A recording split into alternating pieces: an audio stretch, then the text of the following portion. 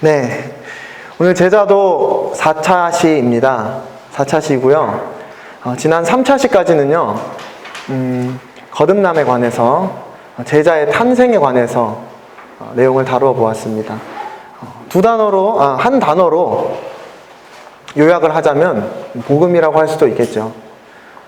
제자로서의 삶을 논하기 전에 복음으로 진정 하나님의 자녀로 거듭나기 전에는 제자의 삶을 살 수 없기 때문이었습니다. 그래서 우리가 대부분 여기 앉아 계신 분들이 형제요 자매이지만은 하나님의 거룩하신 말씀 앞에서 우리가 정말 생명을 얻어 거듭 태어난 그리스도인인지를 점검해보는 그런 시간을 가졌습니다. 그래서 이제는 새 생명을 얻어서 새로운 피조물로 하나님의 자녀로 다시 태어난 그리스도인만이 제자의 삶을 살 수 있게 되는데요. 거듭나지 않은 사람이라면 애초에 그 길을 걷는 것이 불가능하다고 말씀을 드렸습니다. 이제 진정 거듭나서 새 생명이 내 안에 있는 내가 하나님의 자녀임이 확인이 되었다면 이제 제자의 삶에 대해서 예수님께서 가르치신 바가 내 가슴과 내 삶 속에 새겨질 수 있게 될 것입니다. 이제 제자도가 더 이상 부담스럽거나 혹은 나중에 할 것이라든지 그런 것이 아니라 어떤 너무나도 갈망하는 길이 되고 너무나도 걷고 싶은 길이 되고 또 걸을 수밖에 없는 길이 되고 또 이미 걷고 있는 길일 것입니다. 자, 이번 주 읽을 책의 범위는요, 챕터 8과부터 10과까지였죠. 제자의 정신에 대해서 다루는 것 같습니다. 챕터별로 오늘은 3개의 항목으로 말씀을 다루어 보고자 합니다. 그래서 첫 번째는 8과인 자신의 십자가를 지라 일 것이고요. 두 번째는 의를 사랑하고 악을 미워하라가 될 것일 거고요. 또 마지막 셋째는 거룩한 자가 되라 입니다. 이 세 가지를 관통하는 주제를 요약하자면 아까 제가 말씀드렸다시피 제자의 정신이라고 할 수 있지 않을까라는 생각이 듭니다. 네, 첫 번째입니다. 먼저 자신의 십자가를 지라입니다. 누가복음 9장 23절입니다. 누가복음 9장 23절의 말씀을 읽도록 하겠습니다.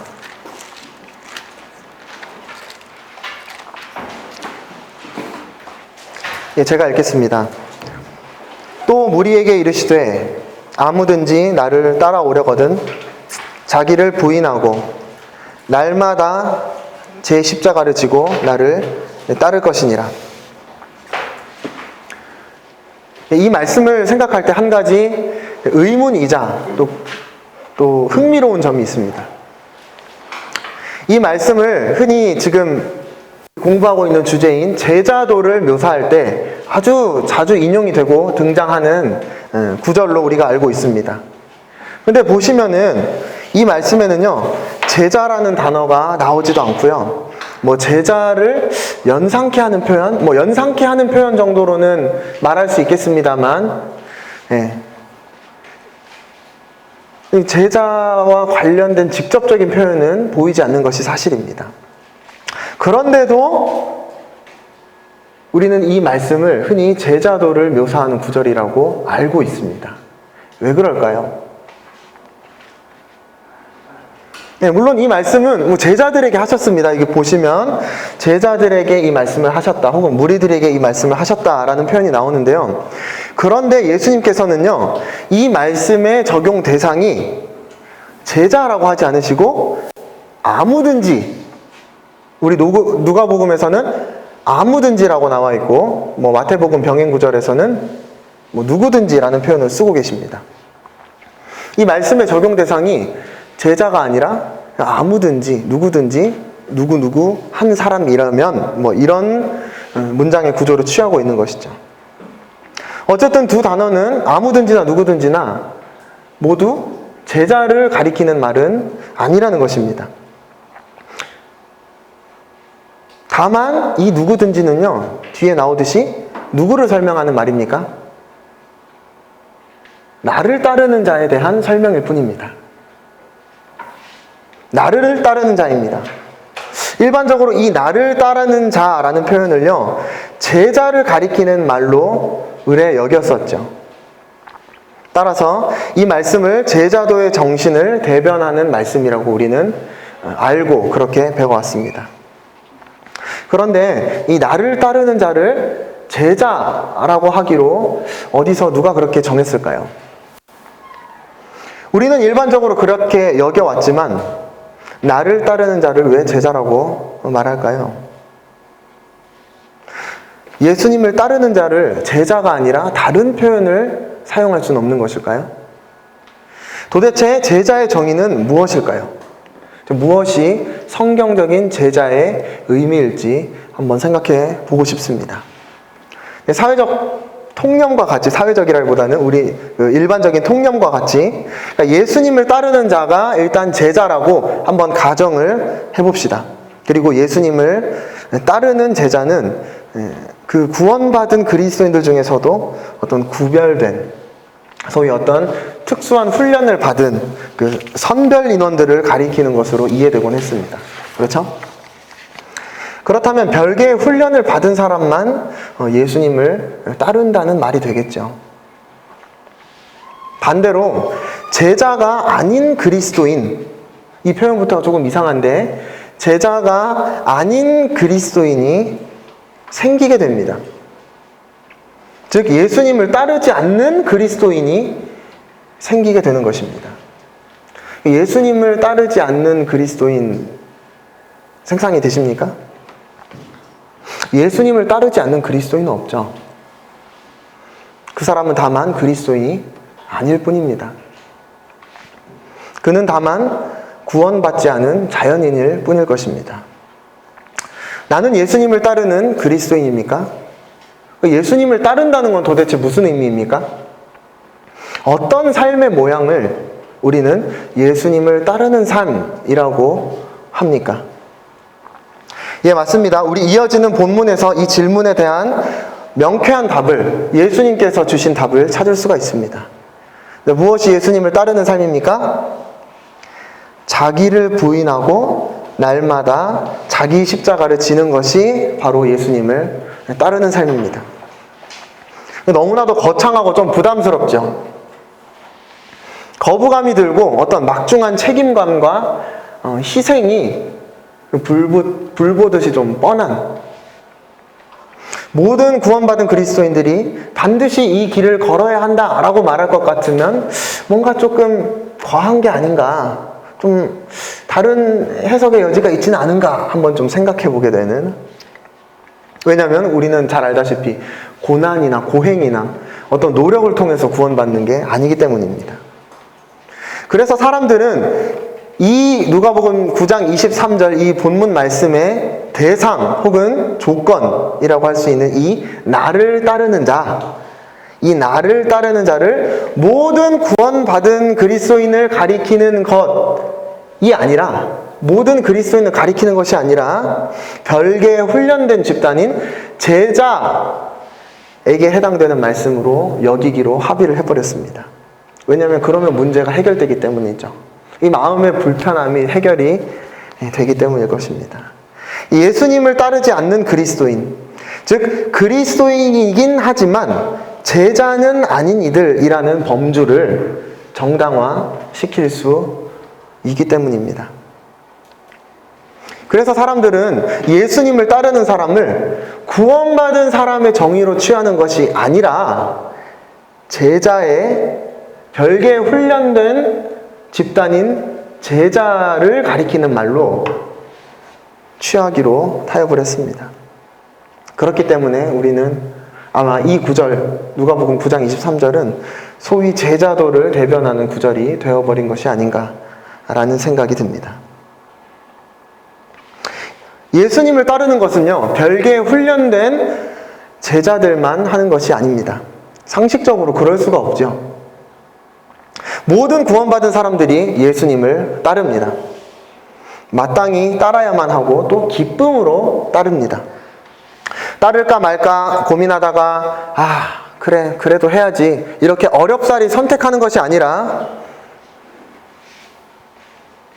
예수님을 따르는 것은요, 첫 번째 자기를 부인하고 두 번째 날마다 자기 십자가를 지는 것입니다.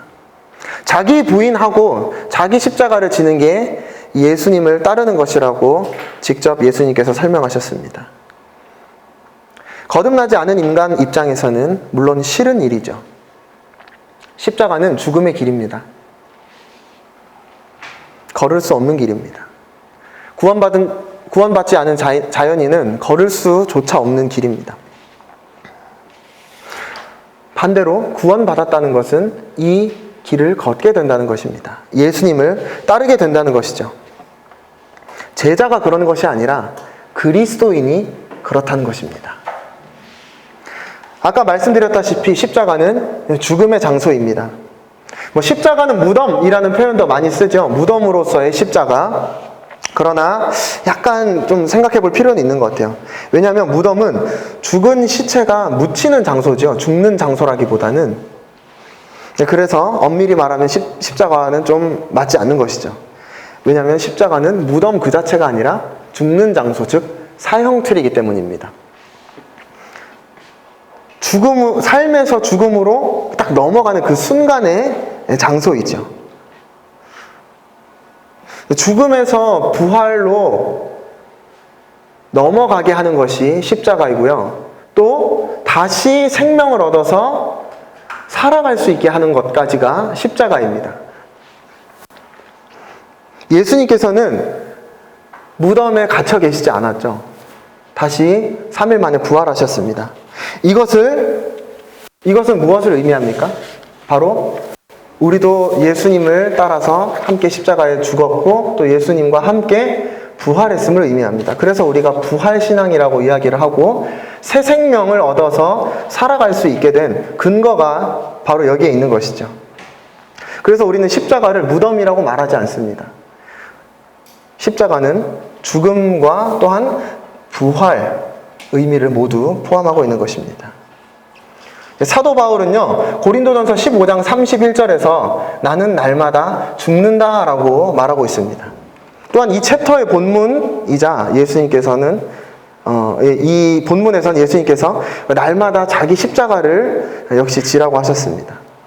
무덤에 머무는 것이 아니라 날마다 죽음의 장소로 나아가는 것이고 실제로 내 자아와 나의 육신이 사형을 받는 것입니다. 다소 끔찍한 표현이죠. 너무 무겁고. 죽는다는 것은 고통의 이미지를 수반하는데 우리 중 아무도 죽음을 직접 경험해 본 사람은 없습니다. 죽음 장면을 목격하는 것만으로도 일반적으로 우리는 충격과 고통 혹은 공포를 느끼죠. 십자가는 이처럼 참 죽음을 체험하는 곳입니다. 우리의 옛사람, 육신, 자아가 매일 죽음에 넘겨지는 바로 그 장소가 십자가입니다. 십자가에 못 박혀져야 합니다. 그것이 바로 자기를 따르는 제자들에게 우리 예수님께서 요구하셨던 것입니다. 자기 십자가를 지고 주님을 따른다는 것은요, 매일 자기 자신을 죽음에 넘긴다는 것입니다. 또한 죽음에 머물 뿐만 아니라 부활하신 예수님과 연합하여서 새 생명으로 살아가는 것까지를 포함하는 것입니다. 그래서 우리가 제자도라고 이름 붙이면서 교제하고 있는 이 주제는요, 제자들만 그렇게 살아갈 것이 아니라 흔히 말하는 그 구원받은 사람이, 바로 모든 구원받은 사람이 이 삶을 살아가야 한다고 하는 것입니다. 이 삶을 살 수밖에 없는 사람이 바로 구원받은 사람입니다. 또 그리스도인이라고 말하는 것이죠. 네, 두 번째 챕터, 의를 사랑하고 악을 미워하라입니다. 의를 사랑하고 악을 미워하라. 히브리서 1장 9절의 말씀을 펴시겠습니다. 히브리서 1장 9절의 말씀입니다. 주께서 의를 사랑하시고 불법을 미워하셨으니. 네, 여기까지 읽겠습니다. 하나님께서 의를 사랑하시고 불법을 미워하셨다고 합니다. 우리는 의로운 일을 행해서 구원받지 않는다는 사실을 잘 알고 있습니다. 그래서 행위라는 단어만 나오면요, 우리 주위에 겹겹이 설치해둔 그 경보기를 막 울리죠. 당신 혹시 행위 구원 말하려는 거 아니냐? 지금 행위를 해서 구원을 받는다. 뭐 여러 가지 뭐 영적인 노력들을 해야 된다. 이런 얘기 하려는 거 아니냐? 구원은 오직 철저하게 은혜로 받는 것인데 뭐 이런 알레르기 반응들을 일으키는 것을 볼 수가 있습니다. 근데 예전엔 정말 이런 게 심했어요. 정말 바로 이단, 저 어렸을 때 그랬습니다. 그러나 요즘에는 좀 많이 바뀐 것 같긴 합니다만, 그러나 이것도 역시 하나의 극단인 것 같아요. 뭔가 행위만 들어가면은 전부 다 이단 취급하는 거. 그러나 구원받은 사람은요, 선한 행위의 열매를 맺는다고 명확하게 성경은 얘기하고 있습니다. 성경은 대놓고요, 우리가 선한 일을 위하여 지으심을 받았다 라고 하고 있습니다. 에베소서 2장 10절의 말씀이었습니다. 또 구원하신 목적이 아예 대놓고 말씀하시길 선한 일을 열심히 하는 자기 백성이 되게 하려 하심이라 라고 하고 있습니다. 디도서 2장 14절이었습니다. 물론 구원의 유일한 목적이 선한 일을 행하는 것, 뭐 이렇게 말할 수는 없겠죠. 그렇게 말하면 틀린 것일 겁니다. 그러나 하나님의 공의로우신 성품은요, 결코 하나님의 사랑의 성품보다 작지 않습니다. 하나님께서 공의를 제껴둔 채로, 선과 의를 제껴둔 채로 사랑만 주장하지는 않는다는 말씀이십니다. 하나님은 사랑하시는 대상이 뚜렷한 만큼 사랑하지 않으시는 대상도 굉장히 뚜렷하십니다. 아주 드러내놓고 당신께서 증오하는 대상이 무엇인지 말씀하시죠.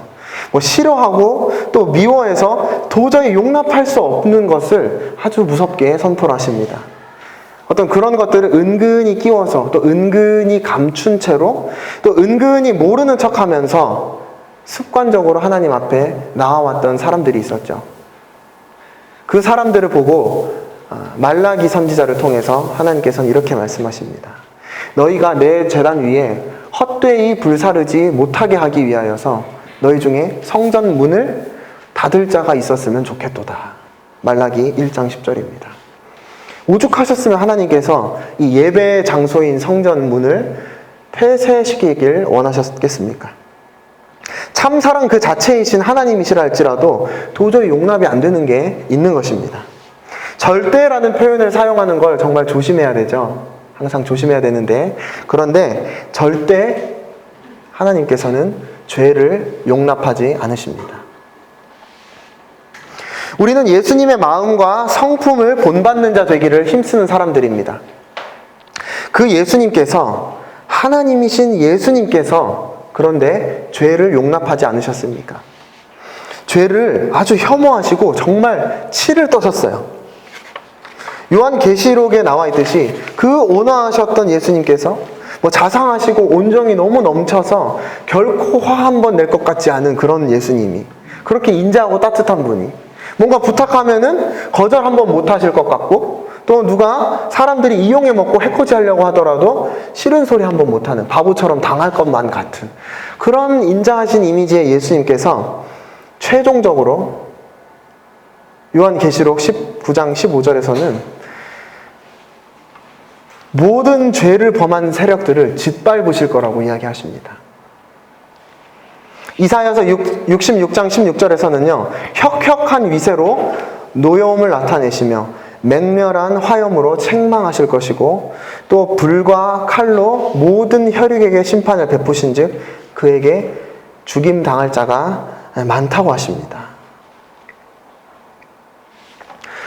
예수님의 성품을 본받는 것은요, 죄를 미워하는 것을 포함해야만 합니다. 그런 의미가 약화된 채로 어떤 인간적으로 환영받을 수 있는 따뜻함, 그것만 본받겠다고 하는 것은요, 어불성설입니다. 예수님을 본받는 사람이라면 죄를 향해서 참지 못하는 어떤 불편함이 계속 생겨나게 될 것입니다. 그러나 이제 이 미움이나 혐오나 뭐 이런 단어들이 주는 어감 때문에 우리는 죄를 향한 미움과 혐오마저도 잘못된 것으로, 뭔가 꺼림칙한 것으로 여기지는 않았는지 돌아봐야 될 필요가 있을 것 같습니다. 세상에 인본주의나 어떤 인권의 신장, 아주 편만하게 퍼져 있죠.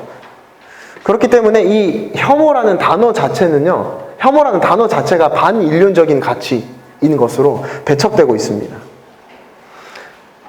그러니까 그 대상이 무엇이든 간에 혐오라는 단어 자체가 사용해서는 안 될 것 같은, 이 시대와는 어울리지 않은 것 같은 그런 단어가 되어버렸습니다.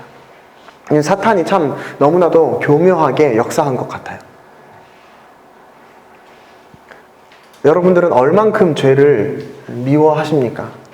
얼만큼 죄를 미워해 보셨습니까? 죄가 여전히 우리들의 삶의 영역에 자유롭게 드나들진 않습니까?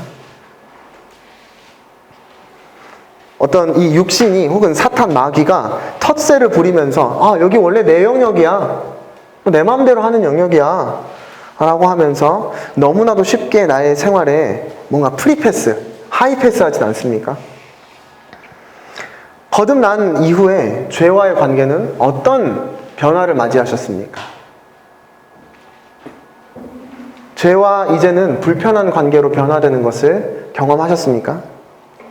단순히 양심의 가책을 느낀다든지 혹은 나 자신한테 찔리는 것이 아니라 내가 오직 주께만 범죄하였다 라는 하나님께 대한 죄책감, 하나님께 대한 그 죄송한 마음이 우리들 마음 가운데 일어나고 있습니까? 아니면 나름대로 내 생각이 좀 정리되고 지금은 좀 바쁘니까, 지금은 삶에서 일어나는 너무나도 어려운 일들이 많기 때문에 이러한 죄 문제는 그 모든 일들이 안정되고 난 이후에 하나님께 가지고 나아가야 되겠다라고 미루고 있지는 않습니까? 왜냐면은 그것 때문에 지옥 가진 않을 테니까. 그러나 우리가 분명 또 구분해야 될 부분들이 있습니다. 바로 우리 책에서도 지적하고 있지만은 죄는 미워하셨어도 우리 주님께서 죄인은 사랑하셨다는 것입니다. 당연하죠. 하나님께서 인간을 미워하셨다라고 말하는 것은 있을 수가 없는 일입니다. 죄를 향한 미움이 좀 잘 구분되지 못해가지고 죄인을 향하게 될 때 일어나는 어떤 숱한 문제들을 우리는 좀 알고 있습니다. 그렇죠? 근데 한번 생각해 보세요. 죄를 짓는 그 죄인은 미워하지 않으면서 죄만 미워하는 게 쉽지는 않은 것 같아요. 그게 가능한 일일까요? 저는 그런 생각도 해봤습니다. 너무나도 어려운 것 같아요. 모호한 것 같아요. 나는 지금 죄만 미워해야 되는데 죄인까지도 미워하고 있네? 아니면 죄인을 사랑하려고 하다 보니까 죄마저도 사랑하려 하고 있네? 뭐 이런 어려움들 생기지 않겠습니까? 아마 좀 다소간에 다들 겪어보셨으리라고 믿습니다. 네. 이런 어려움을 극복할 수 있는 어떤 묘안이 있는지 저는 잘 모르겠습니다. 그러나 다만 현재 하나님께서 저에게 주시는 생각은요, 굳이 어떤 죄를 지은 사람인 죄인을 사랑하려고 하는 게 아니라 그냥 사람이면 모두 다 사랑받을 대상이다 라고 생각하는 것이 좀 더 쉽지 않나 라는 생각을 가지고 지내고 있습니다. 사람이 무슨 죄를 지었건 간에 그가 인간인 이상 그는 사랑받을 대상입니다. 당신은 사랑받기 위해 태어난 사람 찬양도 부르잖아요. 그렇죠? 하나님만, 오직 하나님만 이 죄인을 심판하실 권세를 가지고 계십니다.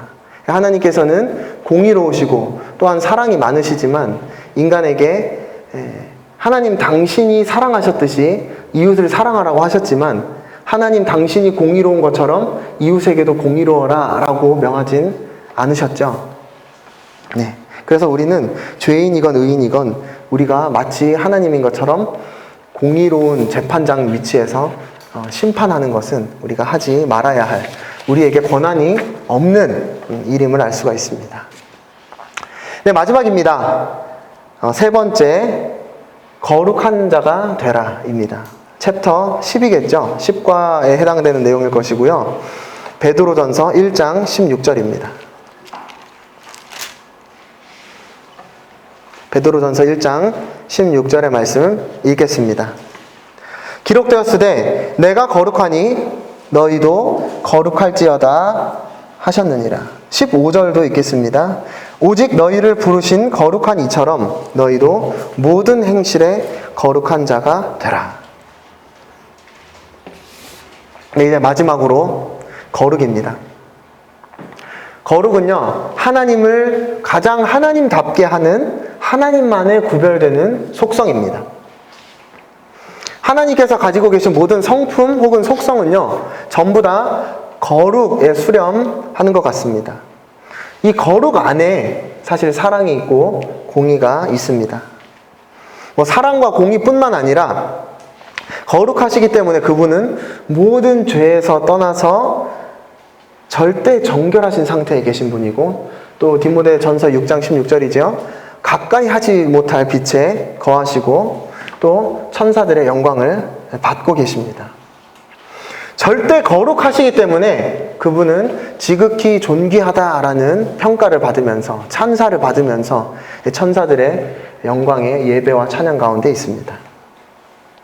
하나님의 속성을 잘 설명하는 것은 바로 이 거룩입니다. 그런데 우리 인간은요, 타락했습니다. 이 타락한 본성으로 인해서 우리는 이제 거룩과는 전혀 거리가 먼 사람이 되어버렸습니다. 그렇기 때문에 기독교 외의 영역에서는 이 거룩이라는 단어를 거의 쓰지 않습니다. 거의가 아니라 아예 쓰지 않는 것 같아요. 저는 본 적이 없는데 혹시 있을지도 모르겠습니다만 저는 한 번도 본 적이 없어요. 교회 안에서만 이 단어를 쓰는 것 같더라고요. 그런데 원래 하나님의 형상을 담게 창조된 우리 인간은요, 본래는 거룩한 하나님의 이 속성의 씨앗을 아는 채로, 심겨진 채로 창조가 되었음을 알 수가 있습니다. 그렇기 때문에 우리 하나님께서는 범죄와 타락의 길에서 돌이켜서 회개하고 거듭난 그래서 이제 이 새 생명을 얻어서 태어난 하나님의 자녀에게 다시 거룩할 것을 명하고 있습니다. 근데 이 1장 16절 다시 제가 읽겠습니다. 내가 거룩하니 너희도 거룩할지어다. 근데 이 문장의 전제를 우리는 살펴볼 필요가 있습니다. 지금 이거는 명령형이죠. 명령자가 피명령자한테 무언가를 지금 이렇게 하라 라고 말 그대로 명하고 있는 것입니다. 그런데 이 명령자가 가지고 있는 전제가 있어요. 그게 뭡니까? 너와 나는 마땅히 같아야만 해. 너와 나는 마땅히 비슷해야만 해. 라는 것이 바로 그것입니다. 제가 예를 들어보겠습니다. 그러니까 명령자가 물론 거룩하라라고 명하긴 했지만은 그렇다고 해서 그 명령을 받는 사람이 꼭 거룩해야 될 필요는 없는 거거든요. 그러니까 무언가가 근거가 있는 거예요. 근거가 있기 때문에 이 명령자가 야, 내가 거룩하니까 너도 거룩해야 돼. 그게 마땅한 거야. 가 성립이 되는 거예요. 그러니까 이걸 좀 이해하기 쉽게 제가 하나 예를 들어보겠습니다. 우리 디모데학교 고3 학생 중에 피아노를 지금 전공하려는 학생이 있거든요. 굉장히 열심히 지금 음대 입시 피아노 연습 열심히 하고 있습니다. 근데 저는 이제 디모데학교의 체육교사잖아요. 근데 제가 이 학생한테 가가지고 야, 누구누구야. 너 내가 축구를 잘하니까 너도 축구를 잘해야 돼. 라고 말을 했다고 해봅시다. 좀 웃기죠? 근데 그 학생이 피아노를 전공하려고 하고 있기 때문에 제가 아무리 체육교사를 할지라도 야, 너 내가 축구 잘하니까 너도 축구 잘해야 돼 라고 말하는 것은요, 사실 그 학생에게 합당한 말이 적용될 수 있는 말은 아니에요. 굳이 제가 축구를 잘하는 게 그 학생이 축구를 잘해야만 하는 이유가 될 필요가 없다는 것이죠. 그런데 마찬가지로 또 대학 입시 체대로 가고자 하는 학생이 한 명 더 있어요. 근데 제가 그 학생한테 가가지고 야, 너 내가 축구 잘하는 것처럼 너도 축구를 잘해야 돼 라고 말을 할 때는 얘기가 달라지죠.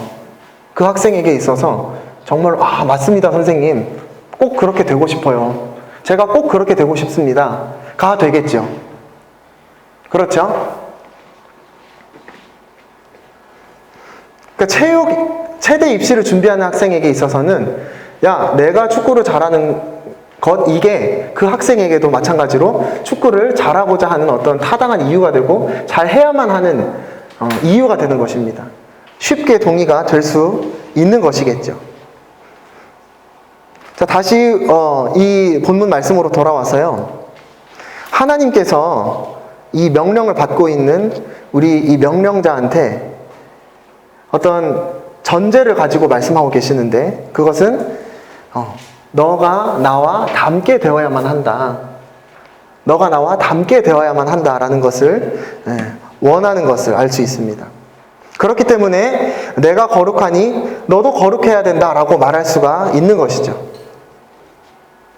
하나님께서 당신의 형상을 닮도록 인간을 창조하셨다는 것에는 그분의 거룩성 역시 하나님과 닮도록 우리 인간이 창조되었음을 증명하게 되는 셈입니다. 잘 아시다시피 데살로니가전서 4장 3절에서는요. 하나님의 뜻은 이것이니 곧 너희의 거룩함이니라. 또 이어지는 7절에서는 하나님이 우리를 부르신 것은 부정에서 나온 것이 아니요 우리의 거룩함을 위해서다라는 말씀이 있습니다. 그래서 하나님께서는 우리가 전적으로 거룩하기를 원하십니다. 당신이 거룩한 것처럼 거룩하길 원하십니다. 물론 완벽하게 하나님과 동일한 수준의 거룩을 이 땅에서 성취할 수는 없겠지만 하나님께서는 분명 당신의 거룩함과 최대한 가까워지도록 그것을 일평생 노력하도록 하라고 명하신 것을 볼 수가 있습니다. 거룩이 다시금 회복되는 것입니다. 구원을 창조의 원래된 목적이 회복이 되는 것이라고 정의할 때 정말 구원받은 사람이라면 우리의 삶의 거룩성도 분명히 회복될 것입니다. 이 책에서 거룩을 어떻게 볼 수 있는가에 관한 부분을 다루고 있는데요. 거룩은 하나님의 임재 안에서 볼 수 있다고 합니다. 하나님의 임재 안에서 하나님의 거룩을 체험할 수 있다고 하는 것이죠.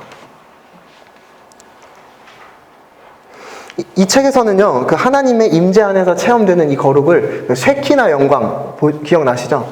쉐카이나 혹은 쉐키나 영광을 통해서 제시를 했는데요. 근데 저는 비슷하면서 또 다른 성경 본문을 여러분과 함께 펴보길 원합니다. 바로 이사야 6장입니다. 이사야 6장입니다.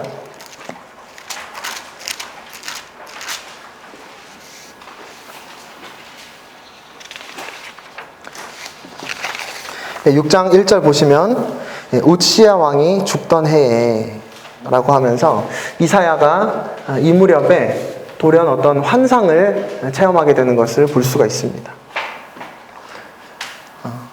거기에 우리 주님께서 높이 들려있는 보좌에 앉아 계셨다 라고 하고 있고, 또 그 보좌에 앉아 계신 우리 주님의 옷자락이 그 보좌를 흘러 타고 내려서요 성전을 전체를 덮고 있었다고 합니다. 또 그 주변에는 스랍이라고 이름 붙여진 영광스러운 천사들이 주님을 위시하고 또 호위하고 있었다고 합니다. 그들에게 세 쌍의 날개가 있었다고 하는데 두 쌍으로는 자기 얼굴을 가리고 또 두 쌍으로는 자기 발을 가리고 나머지 한 쌍으로는 날면서 외치고 있었습니다. 하나님께 예배를 드리고 있었습니다. 6장 3절입니다. 서로 불러 이르되 거룩하다 거룩하다 거룩하다 만군의 여호와여 온 땅에 충만하도다 하더라. 또 이 창화하는 소리가 얼마나 큰지 성전터 전체가 요동하고 또 성전의 연기가 충만하였다고 합니다. 자, 이런 모습을 본 이사야의 반응이 중요합니다. 이사야의 반응입니다. 6장 5절 그때 내가 말하되 화로다 나여 망하게 되었도다.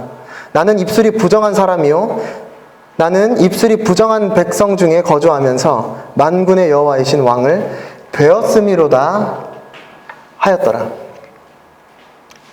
이 거룩한 임재 앞에 둘러싸여 있던 이 이사야는요 마치 자기가 죽을 것 같은 그런 두려움과 공포감에 휩싸였습니다. 그래서 자기가 망하게 될 것 같다고 엎드려지고 정말 정신을 잃을 것 같은 그런 지경에 처해 있는 것을 볼 수가 있습니다. 그런데 하나님께서는요 그때 그 스랍 중 하나를 보내셔서 제단 위에 피어있는 그 숯을 취하셔서 이사야의 입술에 대이십니다. 그리고 그 천사가 뭐라고 합니까? 너의 악이 제하여졌고 너의 죄가 사하여졌느니라 라고 하시면서 이사야를 안심시키시죠. 또 이어지는 8절을 보겠습니다.